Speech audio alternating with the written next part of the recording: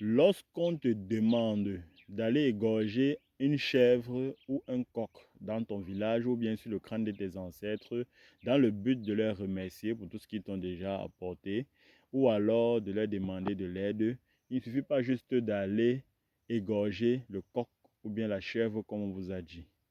Ok? Il y a des façons à le faire. C'est pour ça qu'il y a des personnes qui sont chargées de vous accueillir et vous montrer comment on le fait ou bien qui vont le faire à votre place.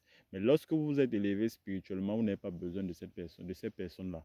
Voilà pourquoi je conseille l'initiation à la spiritualité. Parce que lorsque vous êtes spirituellement élevé, il y a beaucoup de choses que vous parviendrez à faire de vous-même. Vous n'aurez pas besoin de quelqu'un qui va vous aider. Okay? Parce qu'aujourd'hui, on a beaucoup de charlatans. Il y a beaucoup de personnes qui se font appeler voyants alors qu'ils ne sont pas voyants. Beaucoup sont dans les villages, beaucoup sont en ville. Ils se font passer pour des magnes ici, des Nkamsi et tout ça.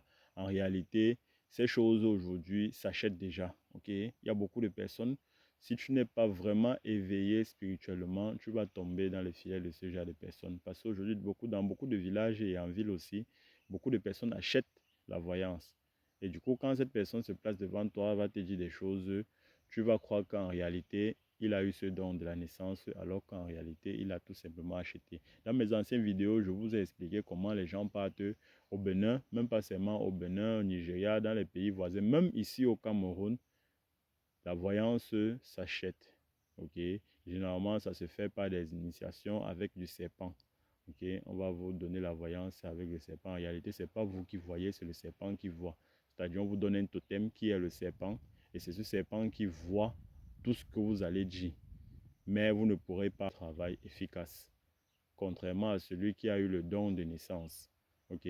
Voilà pourquoi je vous conseille toujours de vous initier, parce qu'aujourd'hui, ce n'est plus comme avant, qu'en bout de chemin, on rencontrait des vrais voyants. Ok? La majorité sont des faux. Voilà pourquoi je vous demande de vous initier afin de pouvoir faire des choses par vous-même pour ne plus être trompé. Ok? Et il y a aussi une chose, lorsqu'on demande d'égorger un animal comme sacrifice, il y a des façons de le faire. C'est de ça que nous allons parler aujourd'hui dans cette vidéo.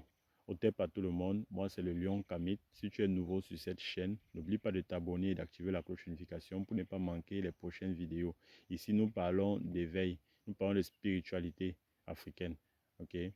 Bien, lorsqu'on parle de sacrifice, lorsqu'on demande de sacrifier un animal en guise de reconnaissance ou en guise de demande, ok?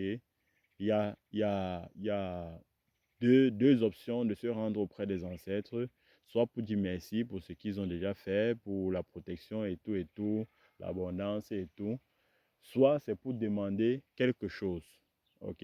Soit c'est pour exposer un problème, et qui dit problème dit attente d'une solution. Voilà. Lorsque vous allez, même cette vidéo va vous aider à reconnaître même les bons traitants, ok? Les bons comme si, les bons magnési, parce qu'il y a beaucoup de personnes qui quittent de l'Europe. On leur a dit il y a des traditions à faire, il faut venir faire les traditions sur le crâne de ton papa, il faut venir faire les traditions au village. Ils prennent des congés en Europe, ils viennent en Afrique dans leur pays, ils rencontrent les Nkamsi, mais malheureusement ils tombent sur des faux Nkamsi, on part faire des travaux qui vont plutôt empirer la situation parce que lorsqu'un travail est mal fait auprès des ancêtres, la situation s'empire. Ok? Donc cette vidéo va t'aider à reconnaître si ton travail a été bien fait ou pas. Premièrement, lorsqu'on dit par exemple vous allez jeter une poule, on met la poule sur votre tête. Ok? On ne brusque pas la poule. Et c'est vous-même qui mettez la poule sur votre tête après avoir dit ce que vous avez à dire. Et la poule va chercher sa direction.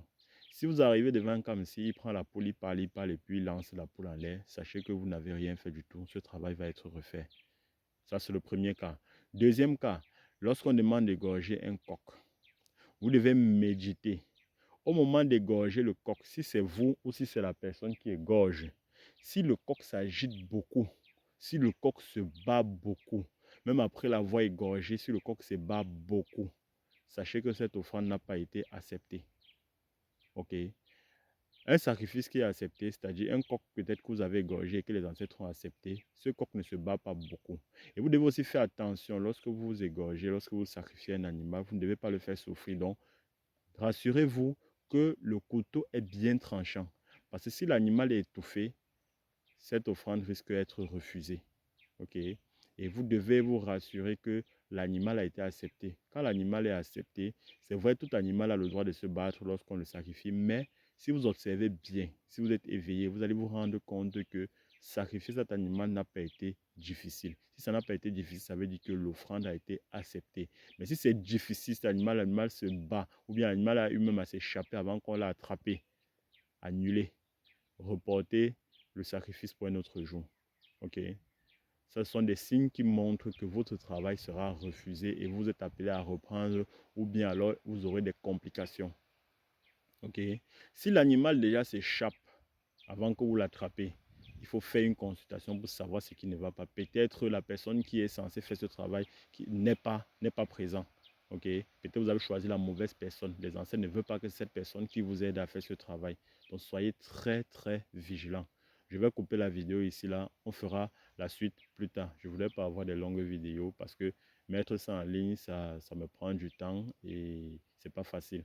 Donc abonne-toi, active la cloche de notification pour ne pas rater la suite de cette vidéo. Cette vidéo est très très importante. Je vais la faire en demi. Je ne vais pas la faire très longue.